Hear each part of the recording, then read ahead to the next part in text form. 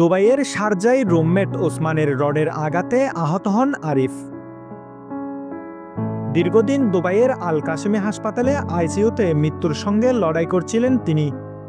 শেষমেশ মৃত্যুর কোলে ঢলে পড়েন।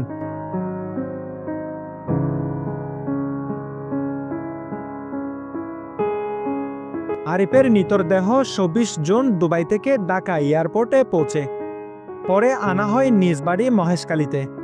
বড় মহেশখালী ইউনিয়নের দেবাঙ্গাপাড়া গ্রামে নিহত আরিফের জানাজা অনুষ্ঠিত হয়। নিহত আরিফকে চোখের জলে বিদায় জানালো সবাই। আরিফ প্রিয় মুখগুলোকে আর কখনো ডাকবে না, মায়ের আঁচলে মুখ লুকাবে না, বাবার কাঁধে হাত রেখে বলবে না ভয় পেও না বাবা। আরিফের জানাজা শেষে ঘাতক ওসমানকে গ্রেপ্তার করে আইনের আওতায় আনার দাবি জানান নিহত আরিফের পরিবার ও মহেশখালীর সচেতন নাগরিক সমাজ। নূর মোহাম্মদ, সিসিএন।